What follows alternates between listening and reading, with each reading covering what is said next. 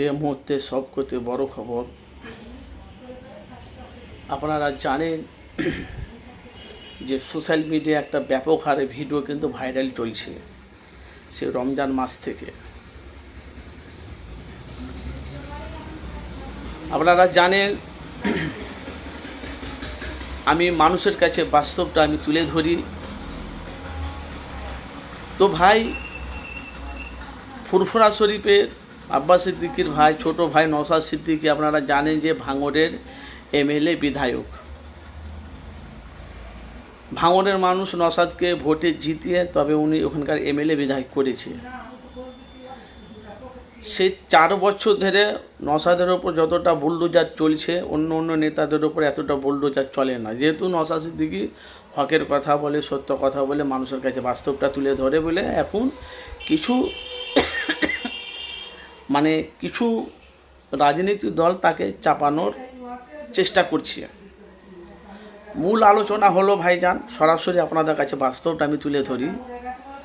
ফুরফুরা শরীফে যে নওশাদ সিদ্দিকী যে ভাঙড়ে এমএলএ অথচ বিধায়ক, সে নওশাদ সিদ্দিকী কিন্তু যে ভাঙড়ে কিন্তু আমরা সোশ্যাল মিডিয়ায় দেখতে পাচ্ছি কাসেম সিদ্দিকী হবে তৃণমূলের প্রার্থী, নওশাদের বিরুদ্ধে লড়বে।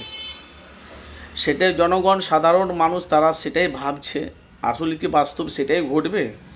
যেহেতু যে নওশাদ সিদ্দিকী যে ভাঙড়ের হয়ে মানুষের এত কাজ করছে, মানুষের পাশে এত দাঁড়াচ্ছে, সে ভাঙড়ের মানুষ বলছে নওশাদ ছাড়া কোনো কথা হবে না, নওশাদকে আমরা জিতাবো, এটাই আমাদের শেষ। কেন ভাইজানের কথা, আমার ভাইজানের কথা যেটা বলি সেটাই শেষ। কেন ওই ভাঙড়ের বাচ্চা থেকে, মহিলা থেকে, বুড়ো থেকে, বন্ধুরা থেকে সবাই কিন্তু তারা নওশাদকে চাইছে বিধানসভায় ভোটে, 26শে বিধানসভায় ভোটে। তো আপনারা জানেন যে ফুরফুরা শরীফে কেউ একজন বলেছে, তো মমতা যদি কথা নওশাদ সিদ্দিকী যদি মমতার কথা যদি নওশাদ সিদ্দিকী যদি না শুনে, মমতার কথা যদি নওশাদ সিদ্দিকী না শুনে, তো ওইখানে কোনো এক পীরজাদাকে ওখানে দাঁড় করিয়ে দেবে। তো সেটা সোশ্যাল মিডিয়ায় ব্যাপক হারে ভাইরাল চলছে। আপনারা জানেন যে আমি মানুষের কাছে আমি বাস্তবটা আমি তুলে ধরি। তো ফুরফুরা শরীফে কোন এক ব্যক্তি নওশাদের বিরুদ্ধে ভাঙড়ের তৃণমূলে প্রার্থী লড়বে, সেটা সোশ্যাল মিডিয়া আপনারা জানেন। তো প্রত্যেকটা ভাইদেরকেও বলছি, এই যে পশ্চিম বাংলাতে যে হারে উত্তপ্ত এখন বাংলা চলছে, এখন মানুষ ভাই বেশিরভাগ রাজনীতিটাকে বেশি মানুষ চয়েস করে নিয়েছে।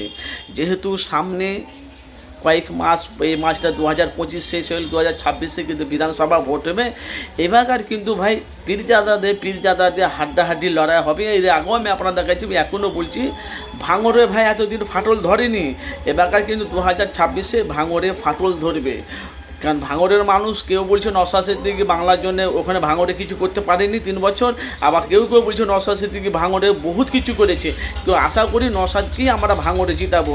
তো প্রত্যেকটা ভাইদেরকে অবশ্যই আপনাদেরকে মতামত জানাচ্ছি আমি, আপনারা মতামত জানাবেন যে ভাঙড়ে যে নওশাদ সিদ্দিকী যে বিধানসভা ভোটে জয়ী হবে না হেরে যাবে, না কোন এক পীরজাদা হবে। আমি কিছু মানুষ আমাদেরকে জিজ্ঞাসা করে, কিন্তু ভাঙড়ের মানুষ বলছে ওখানে আমাদের জন্য কিছু করতে পারেনি ভাইজান, আবার কেউ বলছে নওশাদ সিদ্দিকী আমাদের জন্য বহুত কিছু করেছে। তো ভাই বাস্তবটা হলো কি জানেন, কিছু দল আছে নওশাদকে তারা দাবানোর চেষ্টা করছে। মাত্র 3 বছরকার 4 বছরকার 3 বছর না 4 বছর চলছে নওশাদ সিদ্দিকী। বাংলার মানুষ নওশাদকে মানুষ এতটাই ভয় খাচ্ছে, ওই সত্য কথাটা বলেছে, মানুষের কাছে বাস্তবটা মানুষের কাছে পৌঁছে যাচ্ছে। এই জন্য নওশাদ সিদ্দিকীকে প্রকাশ করতে দিচ্ছে না মানুষের কাছে। কিন্তু যতই দাবাক না কেন, প্রকাশ তো জনগণের কাছে অবশ্যই হবে। কিন্তু মূল হলো ভাই, এখন ভাঙড়ের বিধানসভাতে এখন 2 পীরজাদা হাড্ডাহাড্ডি লড়াই হবে। সেটা আপনাদের মতামত জানাবেন, যেখান থেকে আছেন আপনাদের মূল্যবান আপনারা মতামত জানাবেন। কে এমন জয়ী হতে পারবে ভাঙড়ে বিধানসভায় ভোটে, আপনারা অবশ্যই আপনাদের মূল্যবান আপনারা মতামত জানাবেন, কমেন্ট করবেন ভাইজান প্লিজ, যেখান থেকে আছেন। আর এই ধরনের ভিডিও পেতে গেলে অবশ্যই আপনারা আমার চ্যানেলটিকে সাবস্ক্রাইব করে পাশে থাকা বেল আইকনটি ক্লিক করে রাখবেন। আমি ভাই প্রতিদিনই এই রাজনীতি ভিডিও মানুষের কাছে বাস্তবটাই মানুষের কাছে তুলে ধরি। আপনাদের মতামত আপনারা জানাবেন, ভাঙড়ে কে জয়ী হবে 26শে বিধানসভায় ভোটে অবশ্যই জানাবেন।